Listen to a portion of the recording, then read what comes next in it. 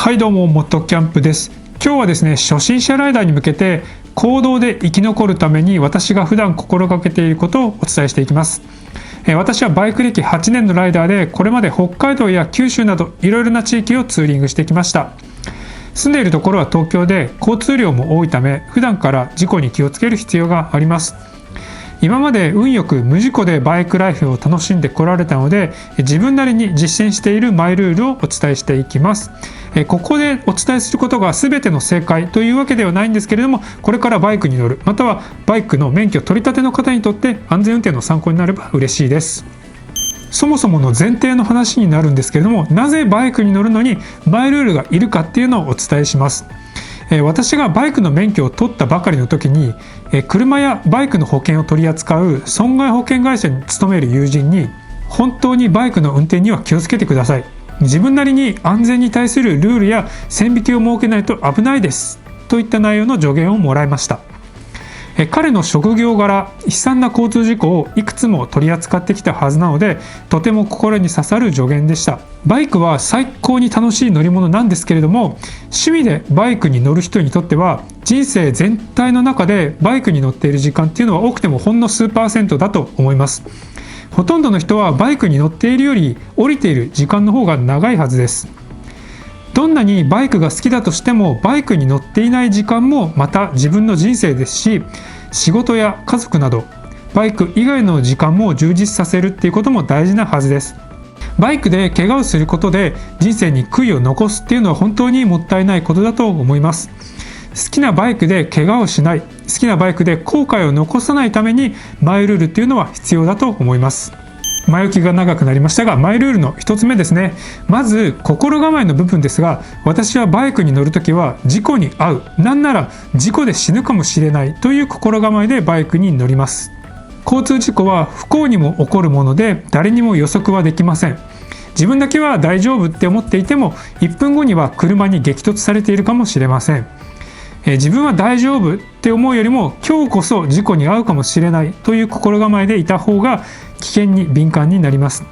また事故に遭う前提なので、フルフェイスヘルメットやプロテクター類などの万が一事故に遭った際にも自分の体に対するダメージを最小限にする備えをしています。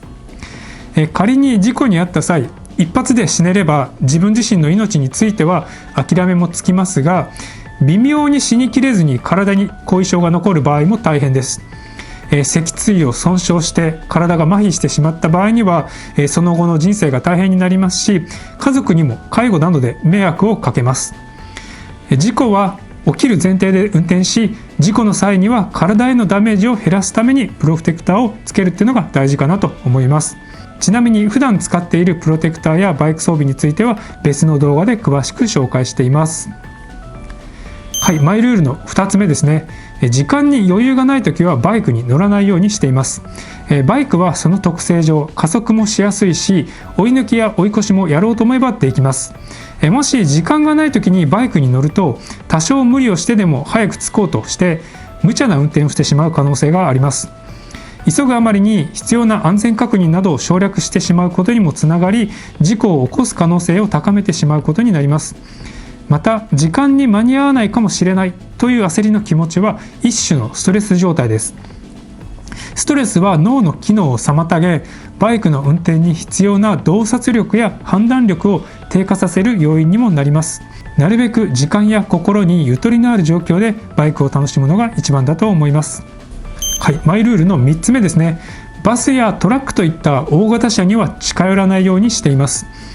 決してバスやトラックが悪者という意味ではなく、バイクとの相性が非常に悪いと考えています。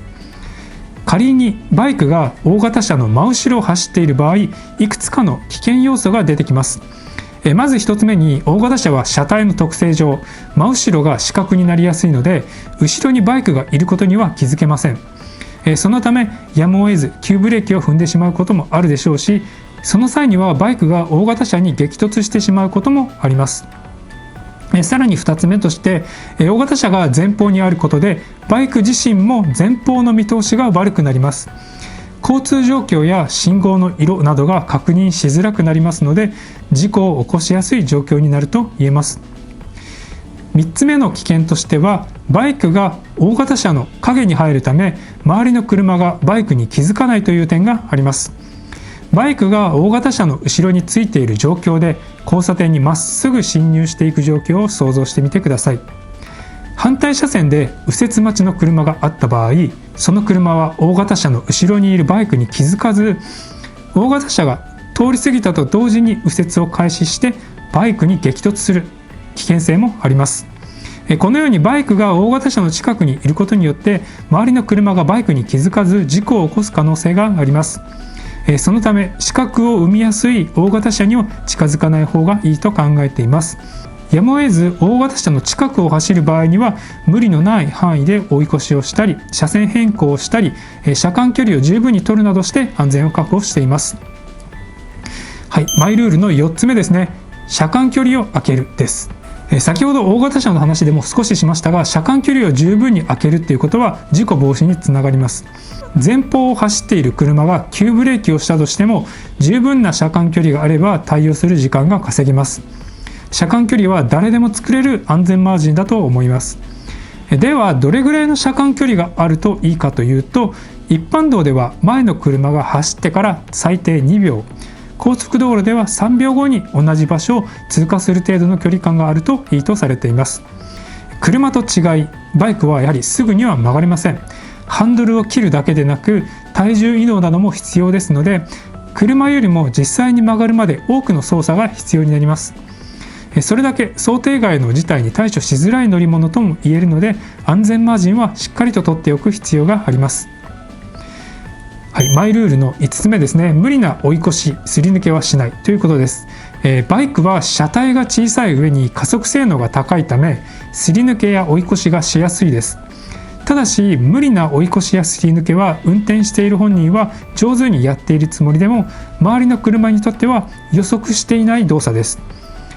車を運転している人にとってはいきなりバイクが目の前に飛び込んできた、いきなり横からすり抜けてきたと感じます。当然車からしてみれば予想外の動きなのでタイミングが悪く事故になることもあります。